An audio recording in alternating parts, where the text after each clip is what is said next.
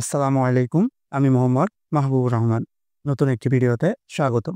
আপনি জানেন কি প্রতি ৪০ সেকেন্ডে একজন মানুষ স্ট্রোকে আক্রান্ত হন, এমনকি প্রতি ৪ মিনিটে একজন মানুষ মারাও যান। স্ট্রোক একটি নিঃশব্দ ঘাতক যা আপনার আমার জীবনকে হঠাৎ করেই উলটপালট করে দিতে পারে। আজকে আমি আলোচনা করব এই স্ট্রোক নিয়ে। হতে পারে এই ভিডিওটি আপনার জীবনকে বাঁচাতে সহায়তা করতে পারে। তাই ১ সেকেন্ডও স্কিপ না করে ভিডিওটি পুরোপুরি দেখুন। স্ট্রোক আসলে কি বা স্ট্রোক কিভাবে হয় সেটি এখন আমরা জানব। স্ট্রোক তখনই হয় যখন মূলত আমাদের ব্রেনে রক্ত সরবরাহ বন্ধ হয়ে যায়। এটি দুটি কারণে হতে পারে। ১. রক্ত জমাট বাঁধা ইসকেমিক স্ট্রোক। ২. রক্তক্ষরণ হেমোরেজিক স্ট্রোক। এগুলো হলে মূলত কি হয়? এই স্ট্রোকগুলোর কারণে মস্তিষ্কের কোষগুলো মারা যেতে পারে, যা স্থায়ী প্যারালাইসিস বা মৃত্যুর কারণও ঘটিয়ে থাকে। এখন আমরা জানব স্ট্রোকের লক্ষণসমূহ। সহজভাবে স্ট্রোকের লক্ষণ মনে রাখার একটি সূত্র আছে।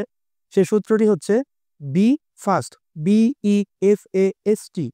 বিতে ব্যালেন্স মানে ভারসাম্যতা হারানো, ইতে আইএস মানে চোখের দৃষ্টি সমস্যা হবে, এফতে ফেস ড্রপিং মানে মুখ বেঁকে যাওয়া, এতে আর্ম উইকনেস পেশি দুর্বল হয়ে যাওয়া, এসতে স্পিচ ডিফিকাল্টি কথা জড়িয়ে যাওয়া, টিতে টাইম টু কল ইমার্জেন্সি মানে যত দ্রুত সম্ভব ইমার্জেন্সি চিকিৎসার ব্যবস্থা করা। এখন আমরা জেনে নেই স্ট্রোকের ক্ষেত্রে সবচেয়ে ঝুঁকিতে রয়েছে কারা।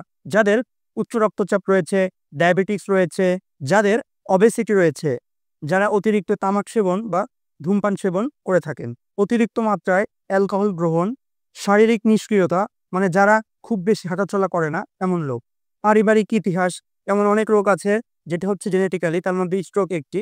এই স্ট্রোক পারিবারিক ইতিহাস থেকেও চলে আসে। অনেক মহিলা আছে অতিরিক্ত পরিমাণে হরমোনাল পিল বা জন্ম নিয়ন্ত্রণ পিল খেয়ে থাকেন, তাদের ক্ষেত্রেও স্ট্রোকের একটি বড় ঝুঁকি রয়েছে। আরেকটি বিশেষ কারণ হচ্ছে মানসিক চাপ বা অনিদ্রা। যাদের এই সমস্যাগুলি রয়েছে তারা অবশ্যই স্ট্রোকের ঝুঁকিতে রয়েছেন এবং তারা অবশ্যই সাবধানতা অবলম্বন করবেন।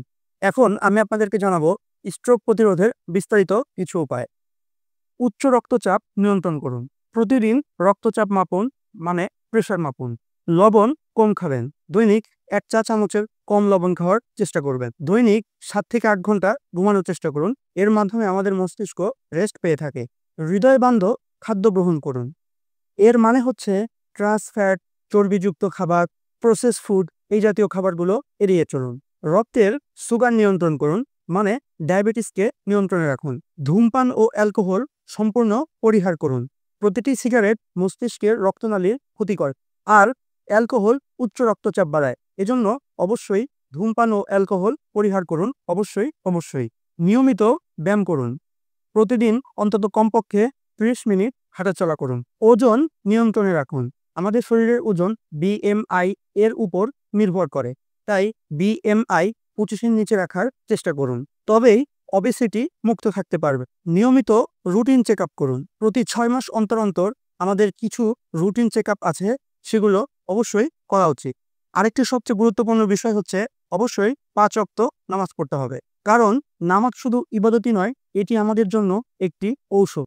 নিয়মিত নামাজ পড়লে আমাদের মানসিক দুশ্চিন্তা অনেকটাই কমে যায়, যার কারণে আমাদের ব্রেন রিল্যাক্স থাকে, যা স্ট্রোকের ঝুঁকি কমাতে অনেক উপকার করে থাকে। এই নিয়মগুলো মানলে অবশ্যই স্ট্রোকের হাত থেকে ইনশাল্লাহ মুক্তি পাবেন।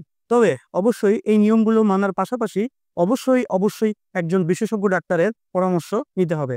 আশা করি ভিডিওটি আপনাদের জন্য অনেক উপকার বয়ে আনবে।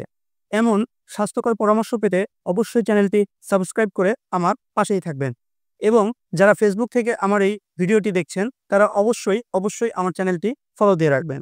ধন্যবাদ সকলকে। আসসালামু আলাইকুম।